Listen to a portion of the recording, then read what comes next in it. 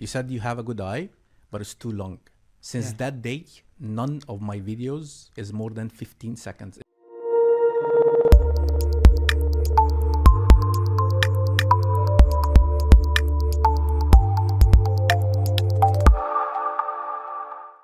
This episode is sponsored by Grandeur Watches. Do not forget to check out their new Wandering Hour model, Revolve, in addition to their other disruptive models, the Strange and the Dominion. Thank you and enjoy the episode. Hello and welcome to another episode of the Watch Collective 2 podcast. My name is Ahmed Gaudat. I'm your host and one of the Watch Collective 2. And today I have what I call the wizard of the social media for the watch industry, and a guy who has been disruptive even when he wanted to do something related to watches. Today I have Karar Amir. Thank you so much, Karar, for joining me today. My pleasure. It's great to be here. Thank you so much. We have been trying to do this for quite a bit, right? But I know that circumstances did not help us, but finally I have you, and I'm really grateful that you accepted the invite. Absolutely, my pleasure. And maybe the good start is gonna be knowing more about Karar. Mm-hmm. I think before watches, because a lot of people are following your news and what you do. So I think before watches is gonna be the good start. So I was extremely terrible at school. I really hated school. And at a very young age, I wanted to get out there and, test my wings. So I got a sales job and I moved out of home when I was 18 and got a sales job in Malta. And I found my love. My passion was sales, marketing, sales. I read a lot of sales psychology. I read a lot of marketing. So I just studied on my own. I saw that as my own school. My career took off really well. From the age of 18, I was making really good income, so to say, up until... Selling what? I've sold, you name it, I've sold it. When I started, we were selling. Man, that makes the spectrum very wide. By the way, you have to be more precise. Yeah, it is pretty wide. It is pretty wide. My first sales job was I was selling telephone subscriptions. That was back in Sweden. That was my first touch at it. Basically, I really loved it. I was like, "What? You can sit behind a computer, speak on the phone." To another person and get paid for it? Yeah. My friends were flipping burgers in McDonald's and sweating and all of that. And I was like, what? I don't want to do that. I want to do this. This is way more fun. And I enjoyed it. I enjoyed talking. I enjoyed I saw the social aspect in it that you, every 10, 15 minutes, you're speaking with a new person. You're hearing a new story. You're trying to, relay your message. And that just spoke to me in a way. So I did that for many years, and anything from selling to normal consumers to businesses, selling bigger stuff, smaller stuff. Did it for about 8 years. Okay. And then I kind of felt like I peaked. I was like, okay, I can't really go much further here. And then I start to get bored. Okay. My ADHD kicks in when I get bored. All right, what's the next step? And back then I was just getting bit by the watch bug, basically. I was looking to buy a watch. I remember I could name 2 brands back then when I was starting to look at buying a watch. It was TAG Heuer. Okay. And it was Rolex. Those are the 2 brands that I knew. It makes sense, actually. TAG Heuer was very aggressive with their marketing. Yes, that time they were very aggressive. I was looking at I think it was the Carrera 21 or something like that, very racing model. I remember at that time the price was somewhere around 6,000 euros. Yes. And I was like, interesting. And then I spoke to some people, and then I was like, okay, so how much is a Rolex? If a tag is 6, how much is a Rolex? And then I started looking at the Rolex catalog, and funnily enough, the Daytona was the watch that was when I looked at the Daytona, I was like, this is the watch. This is my watch. I remember it was I walked into a store, and they had a white dial 116520 just sitting there at, I think, 9.5 thousand euros. Difference is not that big, huh? No. But I didn't have the money. So I was like, okay, I'm going to save up a little bit and then I'm going to go for it. And then it took some time. got a promotion at work, this and that, saved up a little bit of money. And I said like, okay, now I'm going to go buy a Daytona. So I walked into a Rolex store and I was like, what do you have? Then the steel models wasn't available. So it was the two-tone models that was available. And I liked a little bit of gold. So I was like, okay. I remember he had this one in, and he had a blue dial with the Hindu Arabic numerals. And actually it was trendy at this point in time, huh? Yeah. So when I put this on, I was like, yeah, this is it back then. And I bought this one. And then after I bought this one, I was like, okay, you know, what's next? And then I started looking online, reading this and that and the third. And then I stumbled upon like Instagram watch pages. At that time, the biggest one was Anish and Daily Watch. Those were the biggest. Vertigo wasn't there. Horology Mania wasn't there. Yeah. No. I'll tell you about. Okay. I'll tell you about them. So I was like, okay, cool. In my head, my dream was like, I wanna work within the watch industry. That would be my dream. If I can work in the watch industry in whichever capacity, whichever way, just get out of what I'm doing right now into watches. So I was like, okay, step number one, I need a platform. I don't need to decide today what I want to do within watches. I just need a voice within the community. Yes. So how do I reach people, you know? reach people and excel this? All right, controversial name. but the funny thing is, I didn't think I was going to be able to register the name. But then I did some research and I found out there was another page that was huge on Facebook called Love Science. And I started following that page. They were before you? Yeah, Science were before me, yeah. So when I saw Love Science, I was like, okay, but she was on Facebook. And I read her story. It was a crazy story. So I was like, okay, I'm going to do it on Instagram. But then later I opened up Facebook as well. So I opened up on Instagram, Love Watches. And it was very slow in the beginning. Like getting to understand the platform, how to do things, you know, integrating with people, building community, you know, all of that. Doing good content. Well, I wasn't doing any content. I didn't have access to any watches. Or I had access to my watch, but I can't run a page on one watch. So I was basically, I was good at finding good content. So when I started the platform, my vision was kind of like creating something 9gag-ish for the watch industry. Like almost like a meme page. Yes. Therefore the name was quite fitting as well.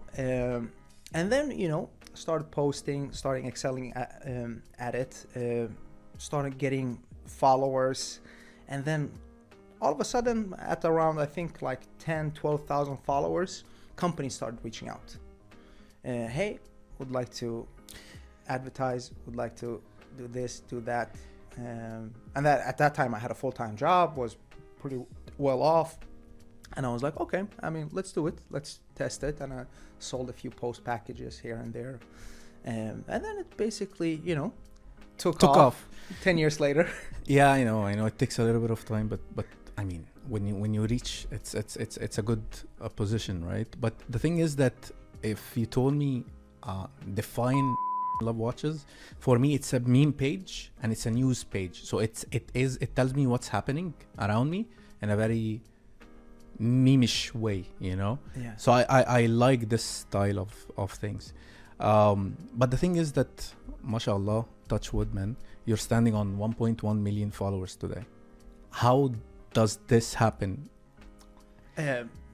Like you just grind. I stopped counting followers after like 200-300K. Didn't matter for me. It was more like, okay, what mattered is I need to be on the correct IG cycle. That mattered to me. So as an example, you know, Instagram throughout the years, they've had all these different cycles where like reels are very important all of a sudden. If you post a normal picture, it's gonna perform shit. Yes. But if you post a reel, wow, starting to fly. Then when the carousels came into the story, then it was the big thing as well. Stories they promoted, came you know? in, and you know, So that mattered to me. Like you were doing what they wanted you to do. Exactly. I wanted to see like what is the potential like reach you can get on the platform. And usually I loved it when there was a new cycle, because when there's a new cycle, there is benefits to reap very early on that is almost like out of proportion. Like you can see some of my posts have, why does a post have 2 million likes? Yeah. Like, how is this so much better than everything else? You understand what I mean? So that post is just posted at the right time, just early in the, you know, a new cycle basically. And it just, bam. I've like tons of stories with like sometimes when me and you mentioned Ologimania and Vertigo and Wist Enthusiast and Alex Watches and all of those guys. Because it's like 10 people above 1 million followers in the watch industry, to be honest, with the real followers. I mean, when we started, I picked, I was very fast in befriending all of these people. We made it like a watch club among us. Yes. And we're still to this day very close friends, and I've met in person and usually go to fairs. You're talking about Anish, Vertigo? No, Anish was already big. Oh, yeah, I know. No, he was the first, I think. Yeah. Anish, Daily Watch, they were already like in the millions when we started. Like me and Vertigo were sub 10K together. Ologimania, Wrist Enthusiast, Craig, Alex Watches, you know, all of us, we started like within a couple of months, basically. And we were doing pretty much the same thing. So we used each other a lot in terms of getting information, which sped up the learning curve.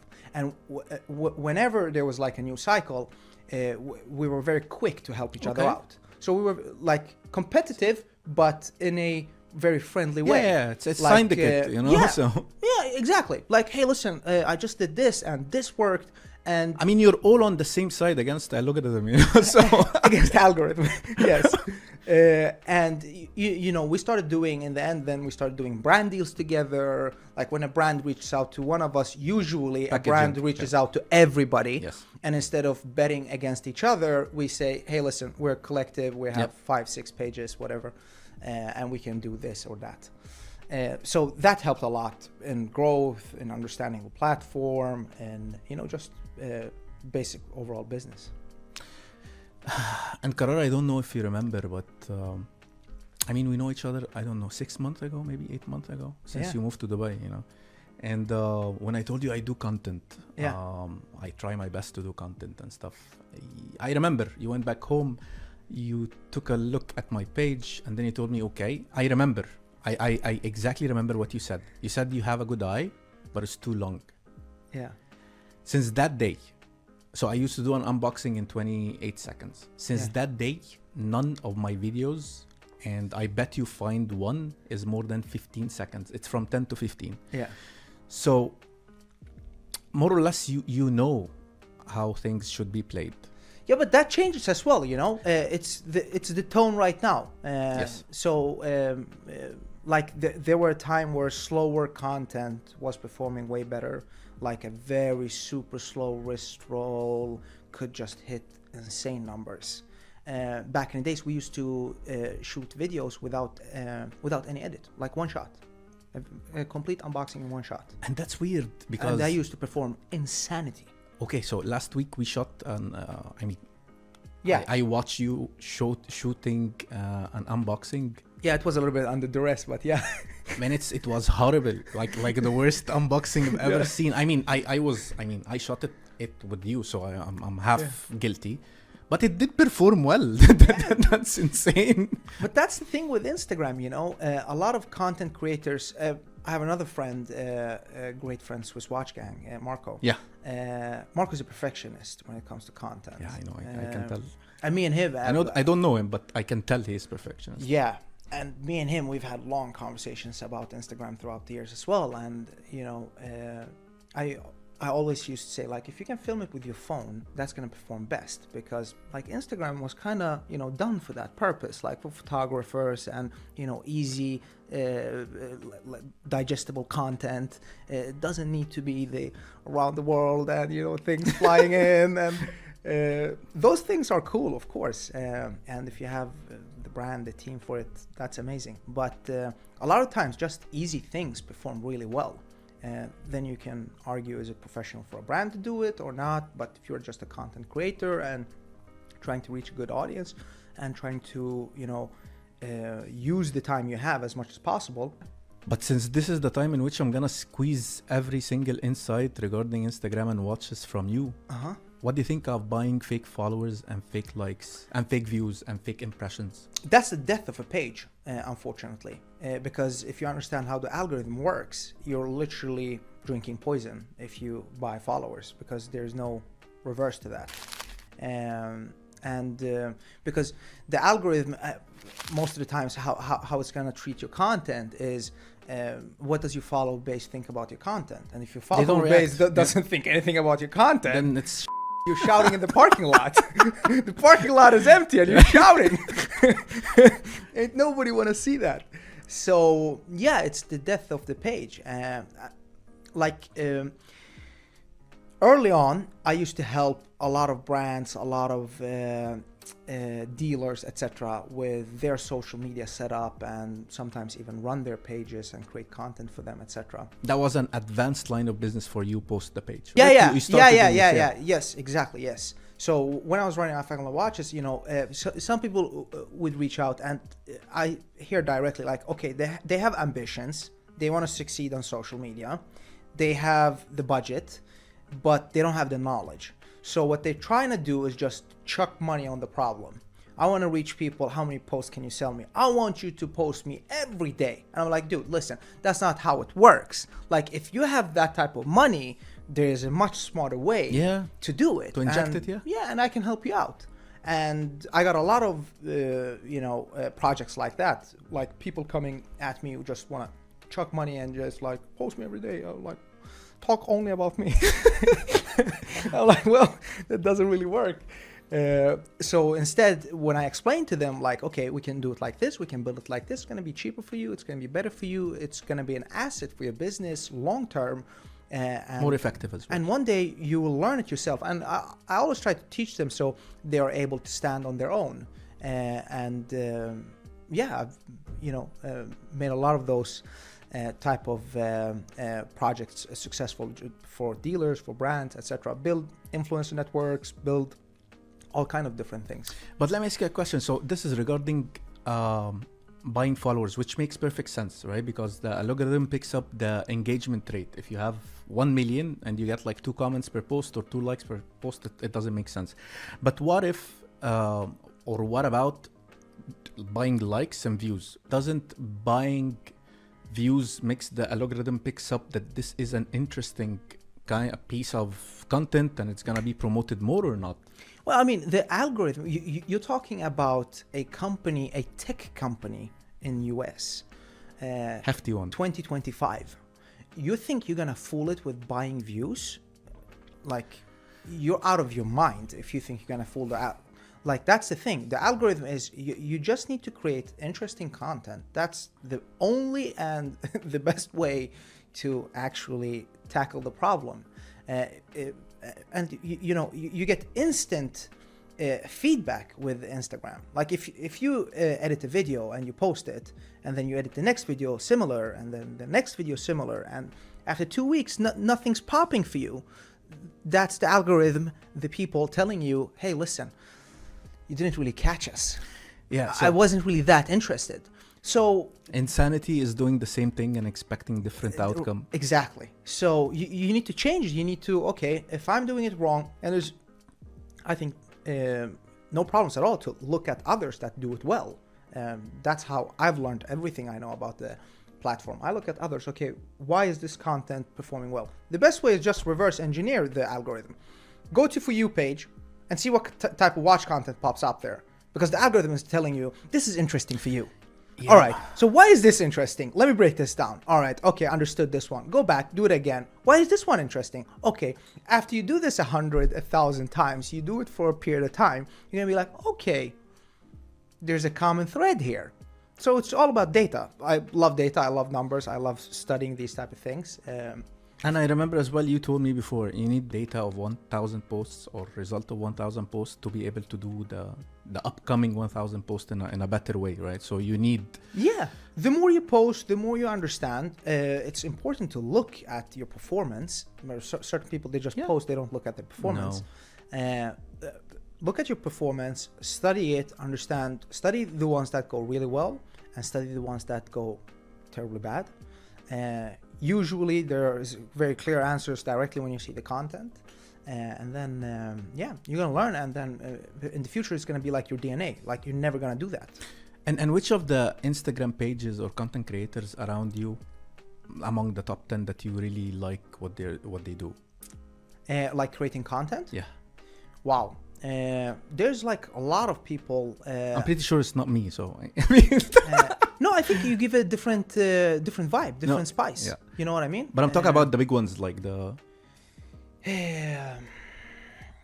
Unfortunately, like when it comes to Instagram content, I like when I watch content on Instagram, it's more for news. As an example, I think WizCheck is doing very well. Okay. I think like Mark Gebauer is very funny. Yes, I like his content in a humoristic way. Yeah. And on the topic of humor, Khalid as well, Luxury Souk. Okay. It's too gimmicky for me. I think it's. I mean, he's doing cool. it right. It's this is what the people want. This is what goes viral. But it's not my cup of tea, to be honest. No, I think it's pretty cool that a guy with that type of business does that type of content. Yeah. I think it's funny. It's humoristic on its own, and then the content is very humoristic. But he's doing a great job, to be honest. Yeah, he's doing a great job. Content-wise, great. Yeah. It's a hidden talent for him, I guess. Oh, and maybe we touch base on one thing, because to be honest, lately, I found out that you had a very successful YouTube channel. I found you talking about Rolexes. If you just found out about it, then it can't be very successful. No. I to be honest, I was only consuming Watchfinder, and I love him when he was with Watchfinder. When I've done Andrew Morgan watches, type of content is not what I'm seeking now. So I stopped doing any watch content. The videos itself, it had above 50,000 views. Oh, I have a lot of videos that have like 200k views, 250k views. That's massive. Yeah. YouTube is even harder than Instagram. I mean, Instagram is, I think it's more or less crackable. But YouTube is it's also a little bit cheat code. It's easy to cheat code YouTube if you're just looking for the views. But you were doing the videos with the gentleman. I don't know the gentleman, but he looks like the founder of Hodinkee, and I was like, oh, that's not him. Oh, yeah. Alex, yeah, that was back then. I mean, why did you stop? Because I think if you insisted on making it in YouTube, you would have done it. Well, I mean, it was a hobby. YouTube was a hobby. It wasn't our main business, and it came to a point where it was a little bit like a burden, because we had to come in Saturdays, and shoot content, edit it. Like today, like we're doing now. Yeah, thankfully I don't get to edit anything, and I don't need to read up on anything. I don't need to present any watches, and it was an interesting format. I've always been a student of social media, so I've always wanted to seen something. I'm like, I would like to try that and see how does that feel? How's the grind of that? And the grind of creating watch review YouTube content, long format. And I'm not a perfectionist, I wouldn't say. I like to fire away when it's 85% ready, but to get it to 85%, it takes a lot it takes a lot of time, and when you're in it, the 85 is quite, blurry. You don't know when the 85 comes. You're like, we should maybe add this, and we should maybe add that, and wow, a close-up would be real cool. And then all a whole week on this one video. You're like, what? And at the same time trying to run like multiple businesses, trying to run a page, trying to do this, trying to do that. So basically, you know, when it becomes a burden, it's not fun. And I did it because I thought it would be fun. And when it wasn't fun, then you stopped it. Yeah, we kind of, you know, naturally just faded out. And then at later stage, Alex left the company. He was working with me and he was doing his own thing. Okay. So yeah, that was also a natural way. But you mentioned that YouTube has a cheat code. So what is it? Yeah, I mean, the cheat code that we figured out for views, at least. First thing was if you can be on top of news, like something trending. No, like Baselworld. Back then it was Baselworld when Rolex used to announce their new watches. Okay. Like if you did a YouTube post on that day with the new models from Rolex, like you're gonna see views you've never seen, like on crack, mate. That's insane. Yeah.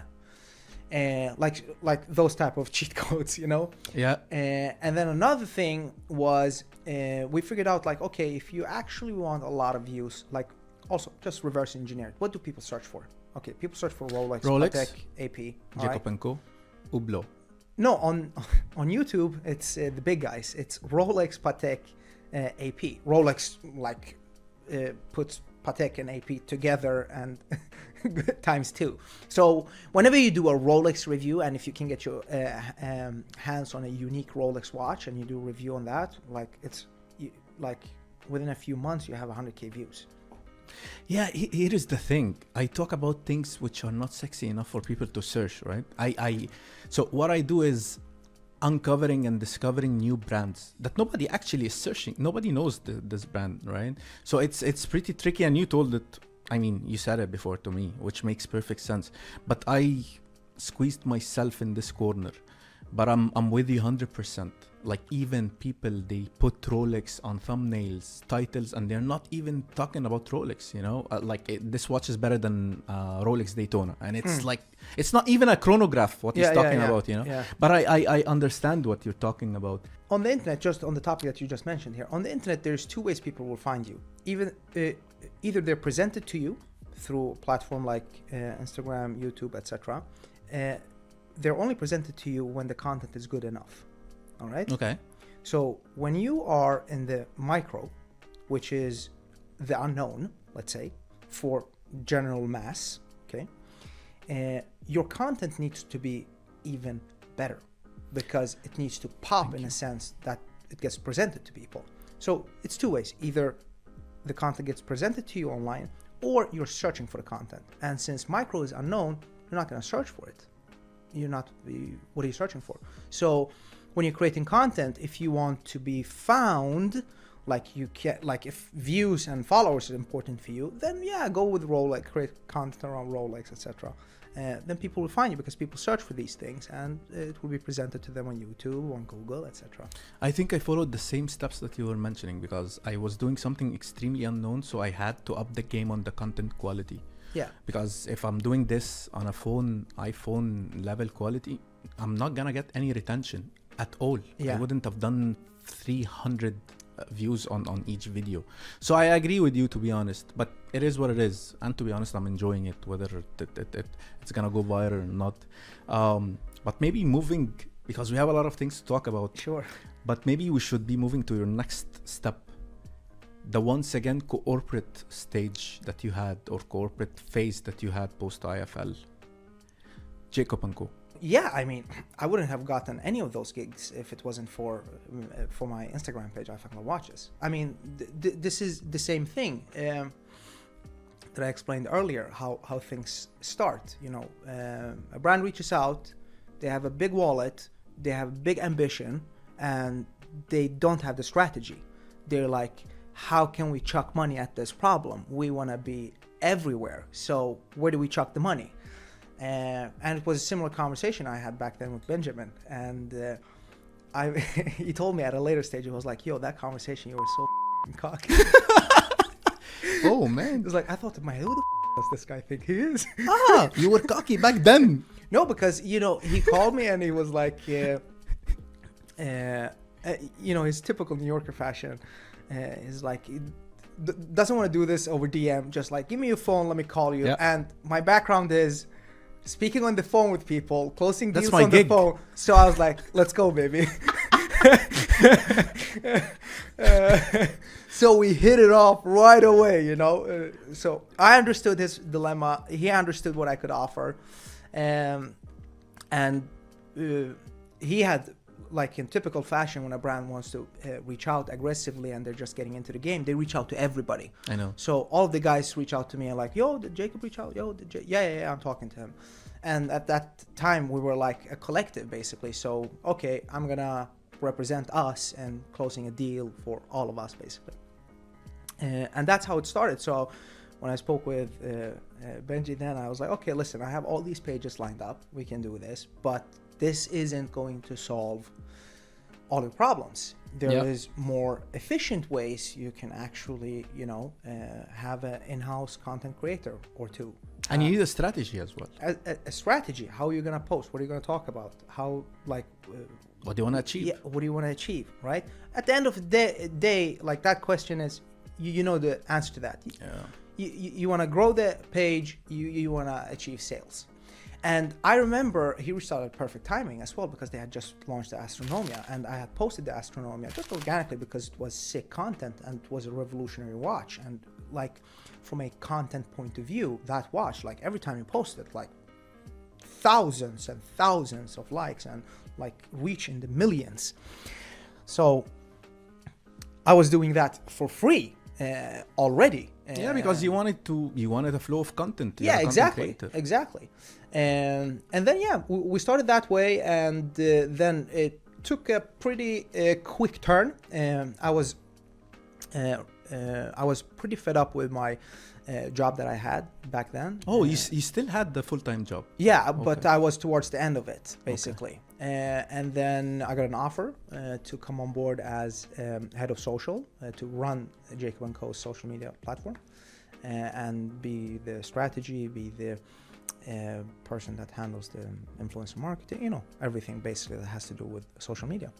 And I was like, this is exactly the day I've been waiting for, like to properly, you know, take a foot into the industry. So yeah, I jumped on that offer right away. And I remember my first day on the job was taking a flight down to Geneva. It was back then, it was SIHH, and they always have at the hotel. So yeah, I jumped right into it. But you were based out of Geneva, or you were still in Sweden? No, I was in Sweden. So flew down. So I was working from Sweden, you know. But that's the beauty with social media. Like I can be anywhere. But I was flying frequently down to Geneva, shooting content, meeting with. Me and Marco was shooting content then for Jacob. So I was flying there every now and then we had fairs and etc. And set up everything, influencer marketing and all of that. And then I went on my way. How many years you spent with Jacob? It was just less than a year. Oh, so it wasn't that, but it was full of things. I know. Insane. I know. Insane. I'm pretty sure you had experienced a lot of things and you gained a lot of experience as well. Yeah, I mean, I still to this day still work with Jacob. But like when I was handling their IG, basically, it was a little bit less than a year. Like it's crazy how much you learn when you are just thrown into that type of atmosphere. Like I was a kid from the hoods, like literally from the hoods. And I walk into this jewelry room with like tens, if not hundreds of millions of dollars worth of diamonds. And it was a shocking moment, no? Yeah, I was. I didn't know if I was alive or or am I in heaven? I didn't know what was going on. I was in shock. But it came with a lot of good because you bring in somebody from the outside. So my creative take was quite, you know, I would say pretty childish, but pretty on platform. Yes. Because the platform was like, we want to see these sick viral things. So I remember like they had like I walk in and I see this box and I asked Benji like, yo, what is this box? He was like, it's a box. We deliver watching it. I was like, this is the box the customer gets to watch it? Yeah. Why has nobody seen this?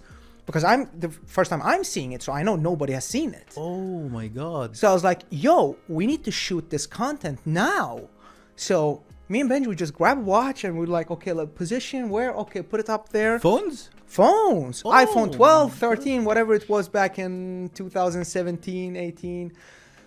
And just crack up the phone, like quick direction. All right, let's do like this. Let's do like that. Do this, do that. Literally no cuts. One cut. Video. Post it. Million views. On the official Jacob page. I mean, at this moment, Jacob is one of the most viral brands on social media. And Oblo, man, I don't know why. It's I don't know. But it's a very design-driven company. I had this conversation with Arya the other day. I was like, I was like, yo, it's crazy. You know, the most viral, my most viral posts throughout the years are generally Ublos.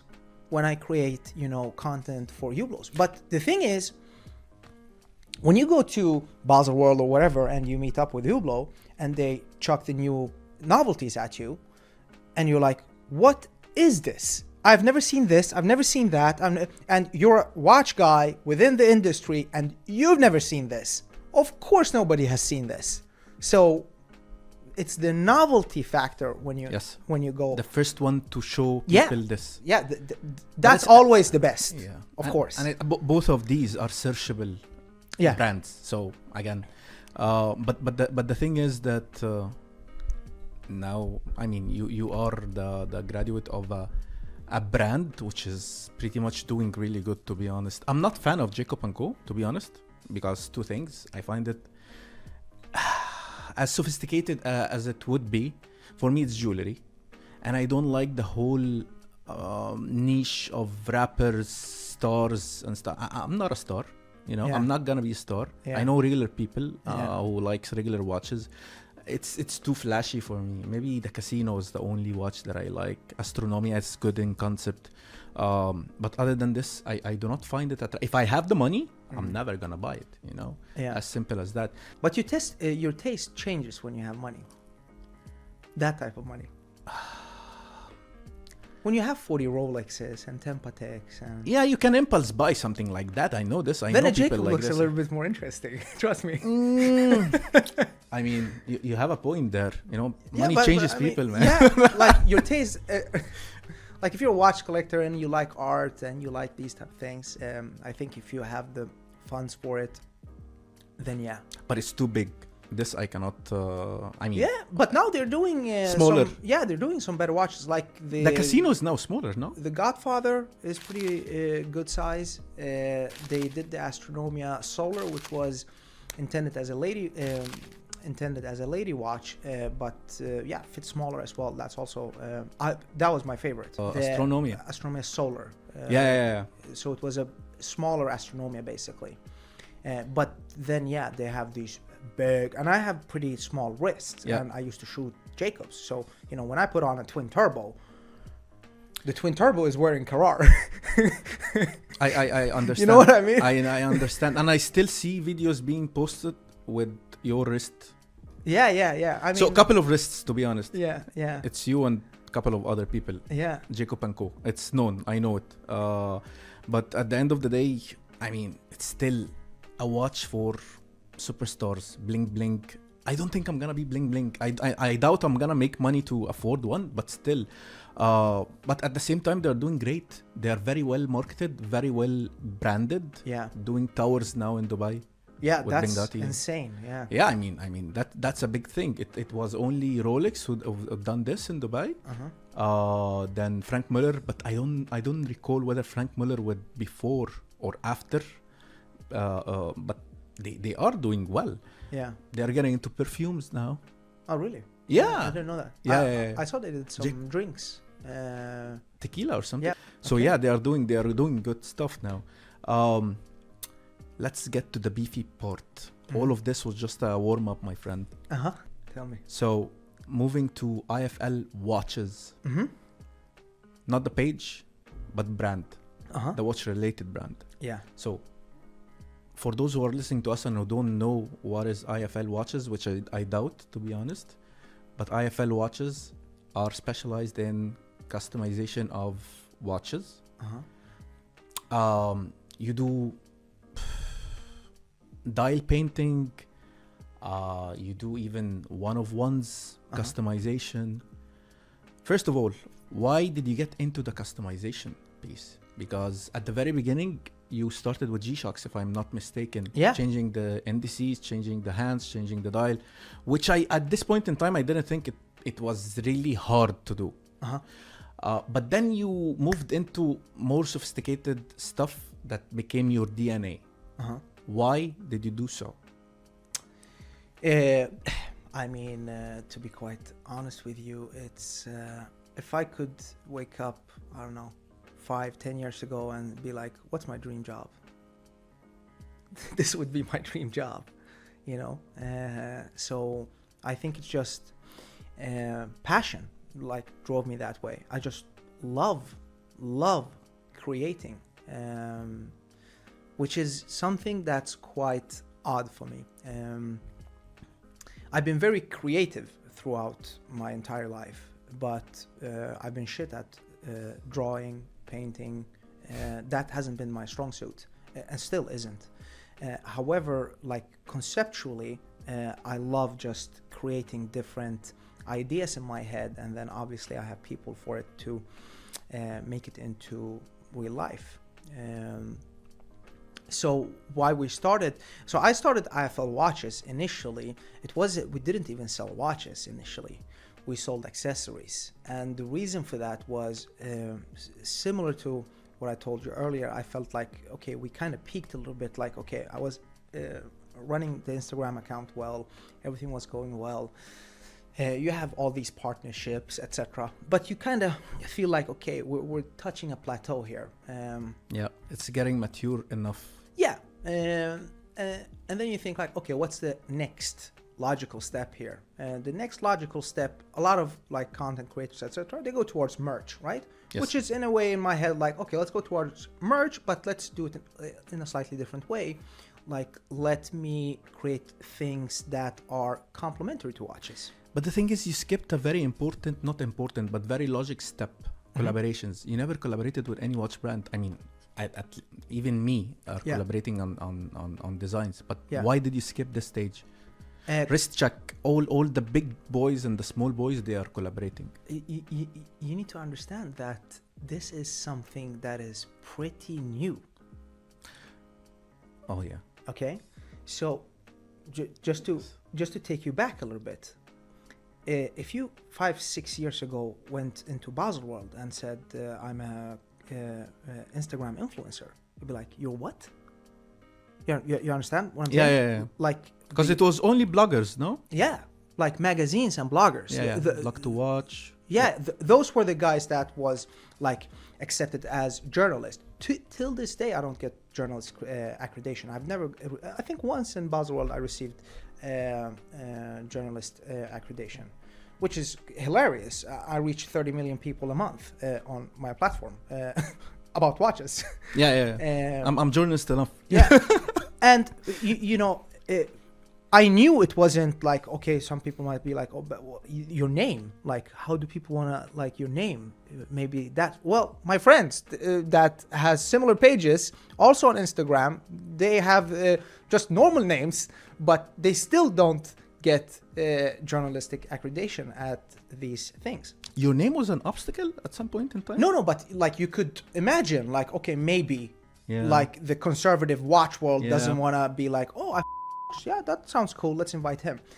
Like, maybe that would be the hindrance in your head. That's a logical first hindrance you would go at. Like, okay, maybe that. Sense. But not even that is the logic behind it. Because my friends were treated exactly the same way. So yeah, when it comes to like doing collaborations with brands, like, dude, we wanted to get into watch fairs and be able to shoot content for free. And just we paid our own fare and our own hotels to get to the watch fair. And 100% self-funded. I just want to shoot content and post it on my social media platform because it was a passion. I liked doing it. you're talking about collaborating with a brand on a piece. Yeah. That's unheard of back then, like unheard of, you know. So that has been like in the past couple of years where brands have more or less like understood more and more like the interest of social media, the power of social media, I think has been more and more understood. But back to the point of you starting IFL, the company, with only accessories. Yeah, so it started with accessories because I thought that was a great complementary products to what I was talking about, all of that. And then it was at a time where I wanted to start, I wanted to do some watch, something basically. And then like there were a lot of different watch modders that didn't really have an audience. Okay. You know, like there's all these small forums and smaller Instagram pages, etc., that do great things, but they don't reach a wide audience. Yes. And my specialty is reaching a wide audience. So I was like, okay, I need to find something that I really like, that I believe in, and just basically go for it.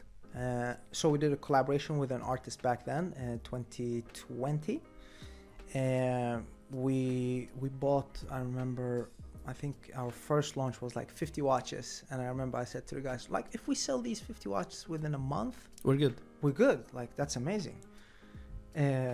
Like 12 hours later, they're gone. And we look at each other, we're like, what just happened? How is that possible? Couldn't believe it yourself. Huh? No, nobody could believe it. And then we're like, all right, okay, let's try version 2. Let's up the number. Let's do 200 That was pieces. a base model of what? A G-Shock, no? Yeah, that was a Casio. Yeah, we did a Casio Rainbow. And then we the Casio, sorry. Yeah. Then we did the Casio Galaxy 200 pieces. And this is when it started to get surreal. That also, like, in a couple of hours, you know, gone. Because everybody that was waiting after the first one, like, yo, when are you doing the second one?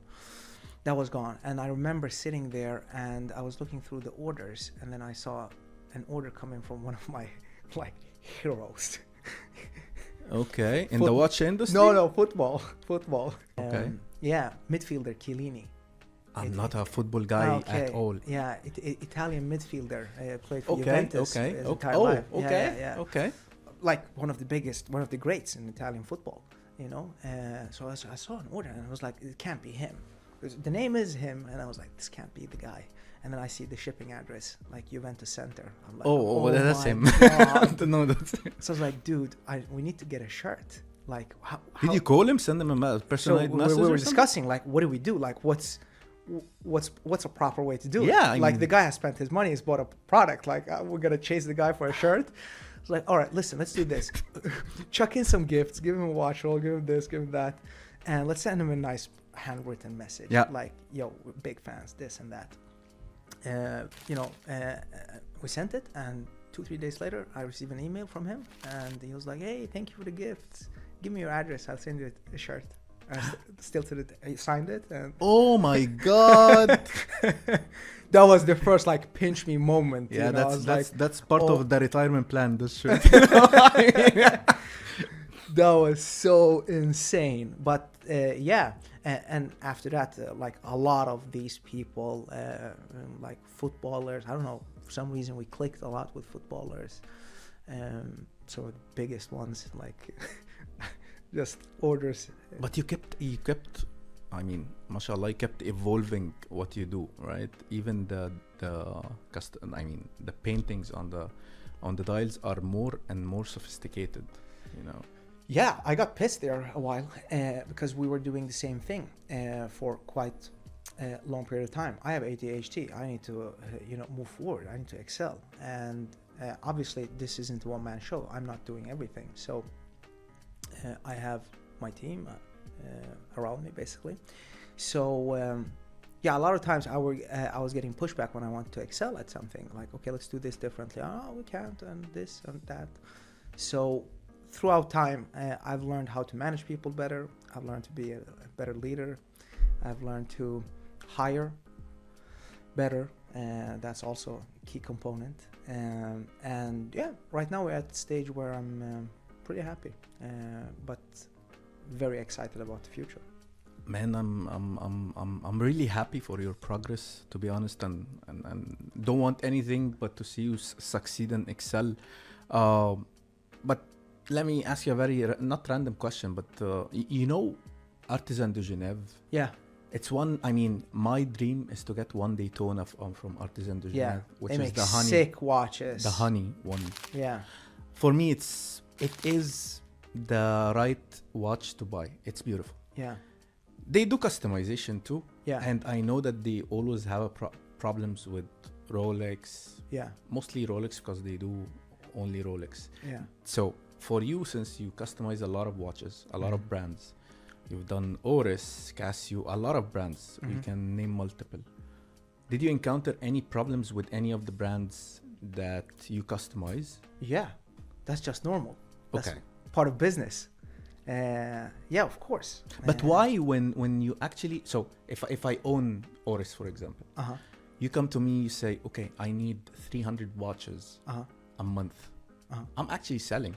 Yes. This is additional. This is, Yes. we're not competing. Actually, you're complimenting me. Yes. So why would I have a problem with you? It's too big for normal people like me and you to understand. It's more of a, you know, for them, I believe, it's more of like the brand image. But now you mentioned Oris. Just want to clarify that we have a great relationship with Oris. Oris is really a cool brand, and they've embraced us. But yeah, This is the way to do it, to be honest. You should be embraced. Yeah, absolutely. I remember we went there. We met with the CEO during the new Watches and Wonders. And it was at a time where Rolex launched the bubble one, and we had recently launched an Oris that was with our Midnight Sky concept. It's blue dial with colorful dots basically on it. So the Oris CEO was like, yeah, I like this more than the Rolex one that Rolex just released. So I was like, okay, he's a cool guy, you know. And super cool guy. He even once emailed me and had a dear friend that wanted to do a project, a single project for himself. And So they see the value in you using the yeah, absolutely. And then you have certain brands that intentionally want to be, excuse my French, but towards us and try to block us in any creative way they can. Like, well, I mean, we buy our watches from authorized retailers and authorized dealers, etc. And they block it already there, basically. They try to block it. Okay. Yeah. Okay. But I love being creative. I know, but I still do not understand why would, I mean, who's losing here? So if I mean, but that's what I mean. It's our normal mentality is who's losing here. Exactly. You know? Exactly. But what I understand that something like Artisan de Genève, they make you. It's like I own a watch and I ask you to customize it for me as long as it is like this and I'm not buying the watch and customizing it and selling it to you. So you're good. Okay. You know, so there is a way, and So I read about this for very long. Actually, how about I come to you and I tell you, can you buy a watch for me? And it's two different services. Can you buy a watch for me? And can you customize it so for me? they do it the same. So it as if. But that's watch. What I mean. Like, what are we? Are we tiddly-ta? Exactly. What's going on here? Like. Yeah, I mean, it's we should be cutting shit. So I get your point. You know, to be honest, I'm a big fan of your accessories. Even in my previous studio and actually in this one, I was thinking about getting a couple of the robots and the whole. Yeah, they're fun. It's crazy. I think you were the first one to do these, no? The Oli and the Gorilla and the... Yeah, I mean, we have designed our own robot as well. But the very first company that I saw it with was MBMF. The Mad Gallery used to have... Seriously? Okay. Yeah, they used to have those robots. And every time I go to Geneva, I love to go by the Met Gallery. I think it's like it's the watch lovers' Toys R Us. You know what I mean? It's expensive Toys R Us, but yeah. Yeah, you go in and watch. Is like dazzling, right? Yeah. The Lipa as well, the Lipa and what they call it, the clocks. It's crazy. Yeah. I love like those type of gadgets, like those type of artworks. I love it, dude. So I love these. I also love your watch cases. For one reason, I mentioned it before to you. I don't know if you recall or not, but because the spacing between each watch is pretty much wide, so it will not touch. Yeah. I'm pretty sure you've done it on purpose, to be honest. But yeah, I mean, yeah. There's a lot of thinking going through when we create these products.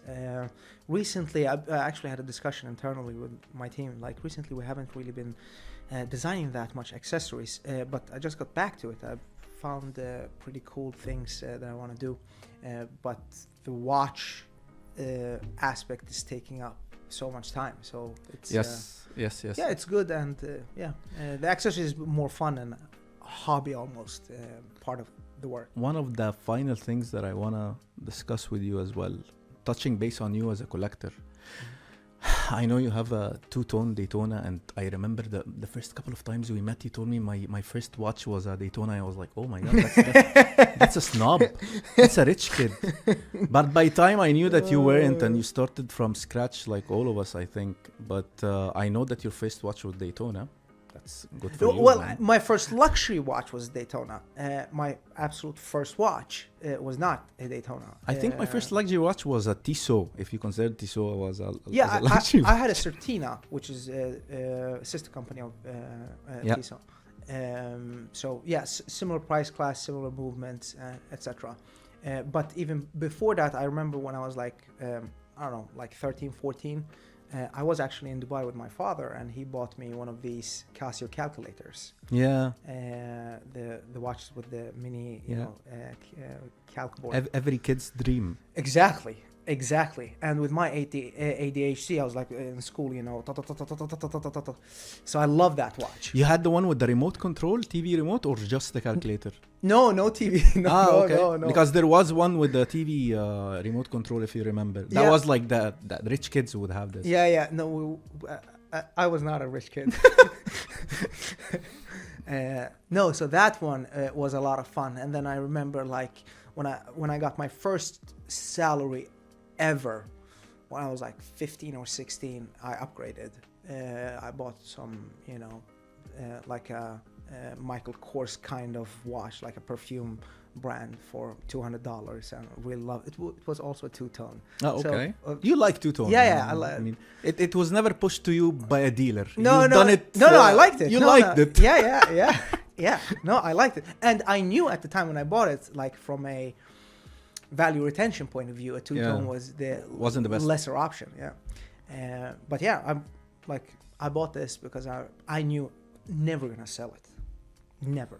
I'm gonna pass this down. So this is my first luxury watch. It's a proper one. It's a Rolex. It's gonna keep 50, 60 years, inshallah, and pass it down. And what else do you have? I know a couple of pieces from your collection, but I've had like recently I've done a big rotation. I bought a lot of pieces as like investment pieces. Okay. Very early on, I offloaded a bunch because I never wore them. You refreshed the whole collection. Yeah. So I got a new VC recently. I want the full gold watch with that blue dial. So the VC I got overseas. Overseas. Yeah. I got my dream AP Whale Oak chronograph. White dial? Blue dial. Blue dial, okay. 50th anniversary. I loved when they announced the new chronograph because it's so much better balanced than the older chronograph. It's thinner as well. Yeah, and it's a clear case back. Yes. The old one didn't have a clear case back, which I hated. So yeah, that one I really love. Then I have no Independence, no? I have an Atelier Holger, which is an independent. I think I saw it, the one with the Schwarz Etienne movement. Yeah. Yeah, that's a really nice piece, huh? I love the movement. Yeah, when I saw it, I really loved the movement. And then, you know, watch collecting has become a little bit different. When you work with watches, I know it's a little bit, you know, you don't have that itch. I want to give an example. Most probably I'm gonna like edit it from the episode, but it's like being a bouncer at a strip club, man. You're already like seeing this. Yes. But yeah, I get your point. You know what I mean? Now, like as an example, I think you always want what you don't have around you, right? So I've wanted 5712 for the longest time ever. Oh, okay. And it just got discontinued, so so we will see when that happens, if it happens. But like, yeah, like I don't have the urge to buy a new Rolex. Like you could throw a Rolex at me, I wouldn't really be interested in it. So yeah, like from watch collecting point of view, I have now it's a pretty small collection, like of a few pieces that I actually wear and enjoy wearing for different occasions. And then everything that I don't wear, I'm like more... You get rid of. Yeah. Any heavy hitters grails on the list? I went crazy early on and I bought the full Oyster Perpetual collection. The full? Yeah, you prop it in IFL. Yeah. It's yours. Yeah. I didn't know this. Yeah. Oh, the whole colors. Like the whole colors. Yeah. Okay. Very early on, I bought them. But then the bubble came, I was like, nah. I mean, this is the only one left, man. I would buy it for you. Collection, come on. No, but it was a fun period, and then I was like, no, not interesting. Like the amount of money that is for just a base, 5-6 basic entry level Rolexes, it's like insane. I could sell that and get my 5712. You understand what I'm saying? Easy. Yeah. So I'm like, oh. But no heavy hitter grail that you want to buy and you're like holding yourself? But that's what I mean. Like my next piece, either a 5712 or a Perpetual. Could be... Patek Perpetual? No. Either an AP or a VC. Yeah, a VC. Well, anyway. The VC Perpetual are insane. Nice. Nice. But the AP Perpetuals are also... No, I'm not an AP guy, to be honest. But there's a price difference. Yeah. But maybe since we're running out of time, my last question is gonna be very basic, very simple. But how do you see the future of IFL? What's your plans to evolve and do more? And do more. Yeah, I mean, you know, a lot of the things we're restrained by, manpower, I would say. We could have so much higher input, like the demand is there. But it's about, doing the right things at the right times in the right manner. So, just slowly building. I'm not in a rush. Because you now even evolved in doing official collabs, like the one with mine. Yeah. It's my favorite. Yeah. So now I think you evolved in doing something like that, official collab, which is like marketed from two sides, you and the brand. I think it's big. Also, like doing things with the brands which are embracing you most. This is very valuable. Yeah, 100%. And on that level, the recent, say, 6 months to a year, we've evolved tremendously. I have so much in the pipeline. It's crazy. Like if 20% of it materialize, it's going to be a very busy year. So yeah, that's a lot of fun. Because you once told me that the people who collect IFL, they collect IFL. So they are not gonna buy one and stop. They're collecting the IFL piece of the watch. Yeah, because you asked me before, like, why did you start doing customizations? And I think one of the key components that I never mentioned was, there were all these different customizers, Mad Paris, Artisan, you can name them. But the key focus was high-end pieces. And in my head, I was like, why is nobody, literally nobody, doing this with more, affordable, like price-friendly pieces where you can actually start collecting them. Having the best thing is we have like an unwritten rule. When we have a customer that buys 8 watches or more, we send them a watch box. And then they're very thankful, usually put all their watches in it, send us an image back, and then you see what people like. Okay, they're literally collecting the watches, and now they have one of our watch boxes, and that's a very filling feeling to see that. One more thing that I know, that you have a lot of stories to tell around the one customized pieces. So people now, they ask you as well for one of ones, which I think it has a lot of stories. We can spend hours talking about the stories behind. Yeah. But you told me one which was extremely touching previously, and I really like the concept, to be honest. It was the one, if I remember correctly, with the flamingo or something. Yeah. That's insane, dude. I get these requests sometimes where people have lost loved ones. So this particular one you mentioned, it lost his kid, and wanted to do a piece just to remember her, and she loved flamingos and strawberries, so he wanted that on a dial. So we did that. I'm working now on a set for another client that recently lost his significant other. That's also very touching, and the artwork is her WhatsApp image. Okay. That's pretty crazy. Yeah. Those are really touchy. Yeah. For me personally as well. But yeah, they're interesting to do because you get to. That's as genuine as it gets from the other party, basically. You do a lot of fun pieces. Like a lot of people can hit us up and I'll do my favorite Pokemon or do my favorite Dragon Ball Z and this and that, and that's fun, and or Disney character or whatever it might be. But when you get those other ones where it's like it's more touchy. I totally understand. It gets very humane. Right, suddenly. But anyway, at the very end, Karar, I would like to thank you so much for accepting the invite.